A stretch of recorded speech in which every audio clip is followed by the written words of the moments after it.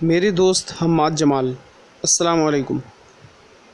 مجھے اندازہ ہے کہ تم غصے میں ہوگے، کیونکہ طے یہ ہوا تھا کہ جب میں ٹائم مشین میں بیٹھ کر 2100 میں پہنچ جاؤں گا تو فوراً تمہیں اطلاع کروں گا، اور اب پورے 2 ماہ ہو چکے ہیں۔ تمہارا غصہ بجا، لیکن میری مجبوری بھی تو سنو۔ دراصل جیسے ہی میں 2100 میں داخل ہوا، میری ساری ڈیوائسز اور دیگر سامان ایک عجیب سی فوج نے ضبط کر لیے اور ان کی جانچ پڑتال شروع کر دی۔ ساتھ ہی مجھے بھی ایک جیل نما کمرے میں بند کر دیا۔ وہاں مجھ سے طرح طرح کے سوالات کیے جاتے رہے، جن سے انہیں اندازہ ہوا کہ میں بھی 2021 سے بہت سے دیگر لوگوں کی طرح ٹائم مشین میں بیٹھ کر ان کے زمانے میں آ گیا ہوں۔ یہ جاننے کے بعد ان کے رویے میں کسی قدر نرمی آئی، اور پھر انہوں نے 2100 کے حالات اور ماحول کے بارے میں آگاہی دینے کے لیے تقریباً 1 ماہ تک بنیادی تعلیم و تربیت دی، اور اب پورے 2 ماہ بعد مجھے چھوڑا گیا ہے تو میں یہ پیغام لکھ رہا ہوں۔ ایک مزے کی بات بتاؤں، 2100 میں کراچی بہت خوبصورت اور شاندار ہو چکا ہے۔ کیا اس کی عمارتیں اور کیا اس کی سڑکیں، بلکہ سڑکیں تو خالی خالی رہتی ہیں، زیادہ تر لوگ اڑنے والی گاڑیوں میں اڑتے پھرتے ہیں۔ ویسے تو یہ سفر مزیدار ہوتا ہے، مگر جب حادثہ ہوتا ہے تو مت پوچھو کیا قیامت برپا ہوتی ہے۔ شاپنگ مال نہ ہونے کے برابر ہیں۔ ایسا نہیں کہ خریداری کے شوق میں کچھ کمی آ گئی، وہ تو بہت بڑھ گیا ہے، مگر اب آن لائن شاپنگ کی ٹیکنالوجی اس درجے تک پہنچ چکی ہے کہ آپ مستقل کسی پورٹل سے لاگ ان رہتے ہیں جو لمحہ بلمحہ اور گھڑی گھڑی آپ کی ضروریات اور خواہشات کو جانچتا رہتا ہے، اور آپ کے اکاؤنٹ کی گنجائش کے مطابق خود آپ کو چیزیں بھجواتا رہتا ہے۔ ہاں، کسی بڑی چیز کو بھجوانے سے پہلے اجازت طلب کرتا ہے۔ علاج معالجے کا بھی یہی حال ہے۔ کسی بڑی ضرورت کے لیے ایک روبوٹ ڈاکٹر، جو کہ بذات خود ایک منی ہسپتال ہوتا ہے، آپ کے پاس پہنچ جاتا ہے، اور کبھی کبھار تو جبراً بھی علاج شروع کر دیا جاتا ہے۔ سخت بیماروں کو فوراً کسی نامعلوم جگہ پر انتہائی نگہداشت کے وارڈ میں منتقل کر دیا جاتا ہے تاکہ بیماریاں معاشرے میں سرایت نہ کر سکیں۔ بوڑھے اور ضعیف لوگ بھی اس قانون کی زد میں آ جاتے ہیں۔ میں نے کچرے کا ذکر نہیں کیا نا، وہ تو ذکر کروں۔ ہر گھر میں ہمارے دور کی واشنگ مشین کے برابر ایک ری سائیکلنگ پلانٹ رکھا ہوا ہے۔ کوڑا اسی میں ڈالا جاتا ہے، اور وہ آن کی آن میں اسے کچھ اور بنا کر دوبارہ نکال دیتا ہے۔ ذرا بڑے سامان کے لیے جگہ جگہ بڑے پلانٹ بھی رکھے ہوئے ہیں۔ خیر، بظاہر تو سب اچھا ہے، مگر لوگ ایک دوسرے سے ملتے جلتے بہت کم ہیں۔ اب تو یہاں تک ہو گیا کہ اگر ملنا بہت ہی ضروری ہو تو میرا ایک مثل یا کاپی ایک ڈیوائس سے دوسرے کے پاس پہنچ جاتی ہے، اور ادھر میں کال پر اس شخص سے بات چیت کرتا ہوں تو وہ کاپی ہاتھ اور سر وغیرہ ہلا کر بالکل ایسے بات کرتی ہے جیسے میں خود بات کر رہا ہوں۔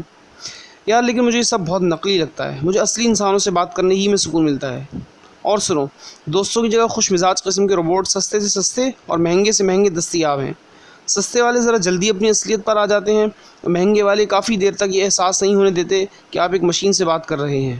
بھائی، دکاندار روبوٹ، پولیس روبوٹ، گاڑیاں روبوٹ، ڈاکٹر روبوٹ، اور ٹیچر بھی روبوٹ ہی ہیں۔ اس دن کیا ہوا، بہت دنوں بعد ایک فقیر نظر آیا اور اپنا دکھڑا سنایا۔ مجھے پرانا کراچی یاد آ گیا، اور آنسو پوچھتے ہوئے فوراً 5000 روپے اسے دے دیے۔ اس نے نوٹ پکڑا اور کچھ دیر سوچنے کے بعد اسے نگل لیا۔ مجھے یہ حماقت بہت بری لگی۔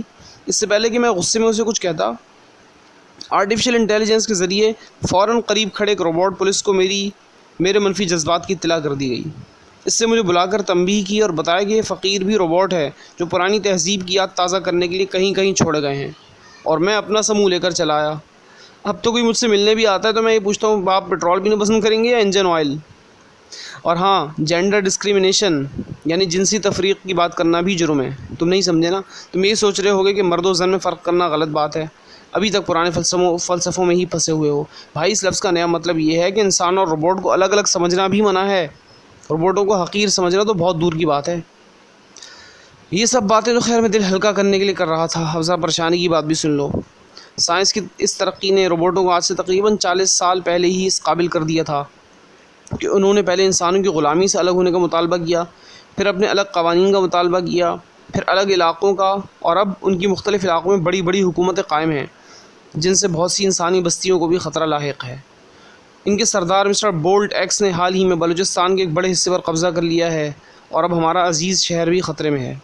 ہماری ذہنی اور عسکری صلاحیت ان سے کہیں کم ہے، سوائے اللہ تعالیٰ کے سہارے کے ہمارا کوئی سہارا نہیں۔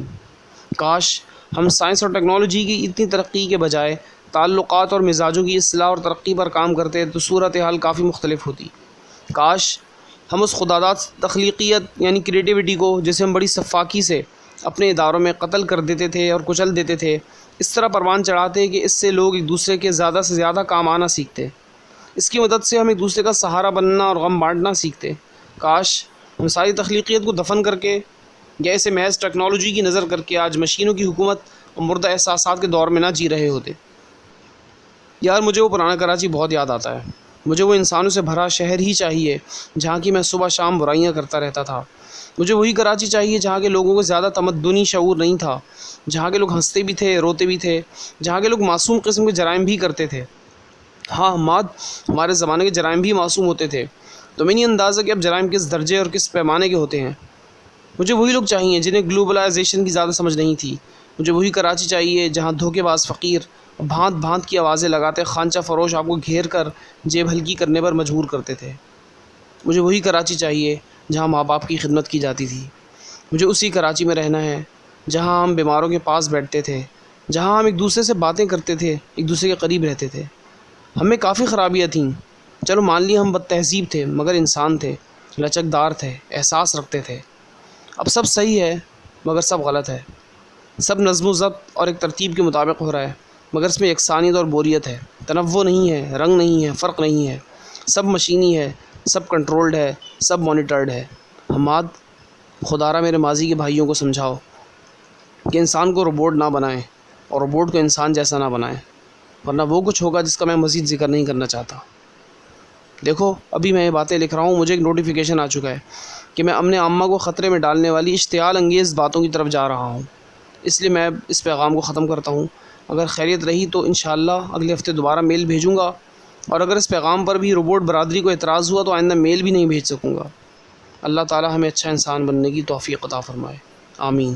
والسلام، تمہارا دوست بلال ہاشمی۔